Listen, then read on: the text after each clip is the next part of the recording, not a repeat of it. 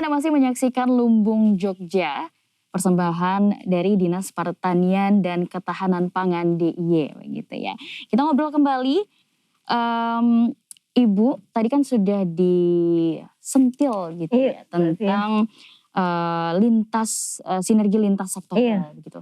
Nah, tanggapan Ibu bagaimana dari sinergi lintas sektoral untuk memajukan agrowisata ini? Untuk pengembangan agrowisata di kawasan Menoreh itu tidak akan berhasil kalau tanpa ada dukungan dari lintas, baik lintas OPD maupun dengan stakeholder yang lain.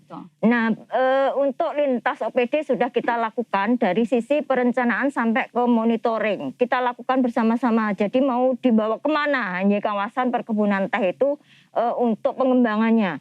Itu tadi sudah disinggung juga ada dana keistimewaan untuk mendukung ke sana. Untuk sekarang tahun ini 1 miliar. Nah, untuk tahun depan itu kan mungkin akan kita evaluasi, yaitu bagaimana untuk pengembangan selanjutnya. Nah, untuk lintas OPD seperti misalnya Dinas Pertanian, kita bicara terkait tentang pengembangan tehnya dari hulu sampai hilir. Kemudian dari Dinas Koperasi dan UKM, dia itu akan membina terkait tentang bagaimana tentang pengemasan yang baik. Ini pengemasan yang baik, bagaimana tentang branding ya. Kemudian dari Dinas Perdagangan, bagaimana dia mengupayakan terkait tentang perizinan misalnya. Kemudian dari Dinas Pariwisata, bagaimana dia melingkan agrowisata itu menjadi suatu wisata yang bisa dijual ya. Kemudian tidak lupa juga dengan legislatif. Kemudian kita juga harus berbicara dengan swasta karena nggak mungkin kita mengembangkan tanpa ada dukungan dari swasta.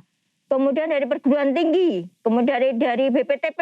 BPTP itu juga mendukung terkait tentang penelitian dan teknologinya, bagaimana mengembangkan produk teh itu supaya lebih maksimal lagi.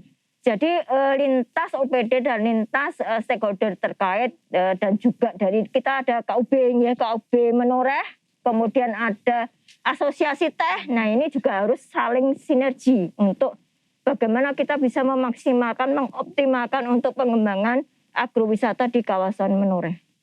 Oke, nah kalau misalkan dari Pak Darto begitu ya, pendampingan seperti apa Pak yang sekarang sudah mulai dijalankan begitu? Jadi perencanaan ini kan sebenarnya sudah jauh lama kita bergerak, baik itu dari Fasum maupun pada seksi pengembangan SDM-nya. Di Fasum kita memang harus menyelesaikan beberapa ruas jalan yang mendukung sampai sana. Tadi saya sampaikan bahwa dari Suroloyo lewat Tritis itu beberapa lalu sudah kita coba, harapan saya nanti akan nyambung.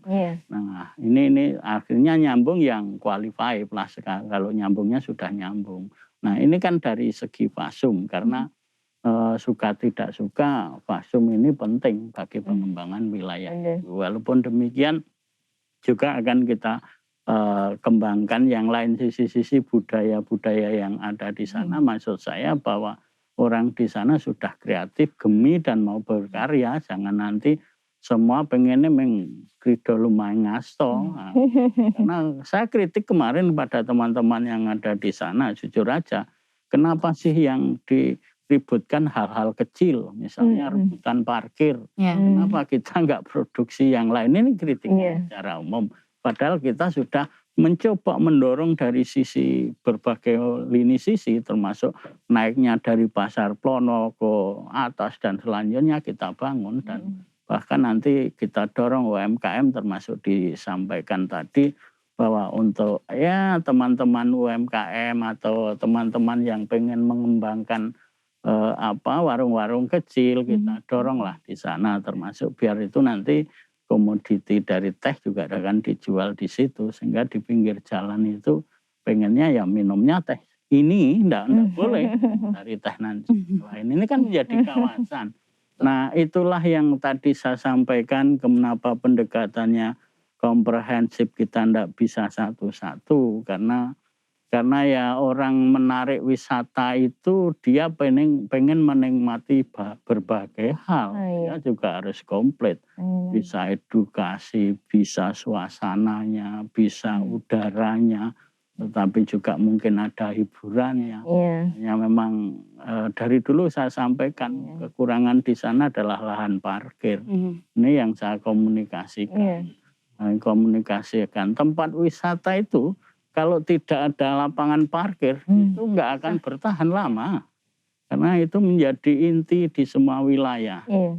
Dan saya di utara dari dulu yang saya dengungkan adalah itu. Lahan parkir. Iya, lahan parkir. Karena kalau kita tidak punya lapangan parkir yang besar juga akan menjadi mospro lah menurut saya. Karena itu menjadi salah satu fasilitas umum yang dikembangkan. Kira itu enggak? Iya. Di depan kita ini sudah banyak sekali produk-produk begitu ya. Mungkin Ki Suko bisa menjelaskan ini ada produk apa saja nih Pak yang sudah ada di meja? Oh ya, ini ada 6 produk unggulan yang kita kelola bersama kelompok dari 2 kecamatan Samigaluh dan Girimulyo. Yang pertama kita ini ada teh Raja Mataram. Iya. Harapan kami suatu doa teh ini antik, teh ini baru ada pertama kali dan ada doanya juga, mudah-mudahan masa kejayaan Mataram itu akan kembali pada Yang ini 1 kilonya mencapai 8 juta. Kita sudah dibawa salah satu putra nasional yang kuliah di Eindhoven, Jerman. Kami sudah 3 kali masuk itu. Kemudian yang kedua ini ada teh Waiti. Waiti Ki Suko ini punya manfaat untuk kecantikan. Ada kandungan anti-agingnya, mencegah penuaan. Cocok buat saya. Cocok. Ini bisa mengkat sel kanker. Kami ada risetnya.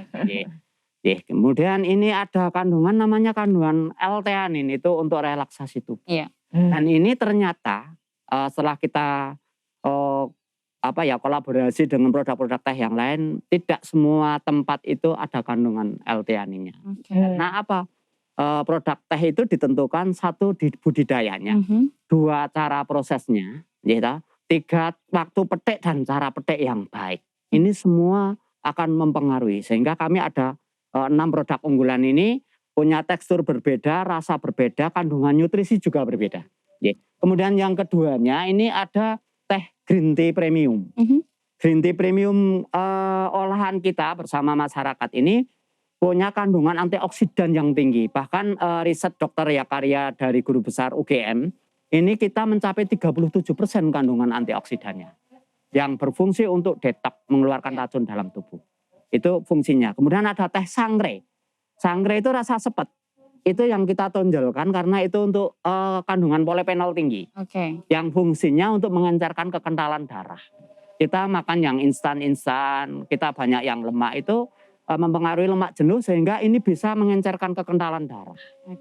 Bisa makanya orang di desa sana itu umurnya banyak yang ratusan tahun. Makannya sembarangan tapi didetek pakai kandungan teh yang sehat. Setelah ini kita akan cicip-cicip Bapak Ibu ya.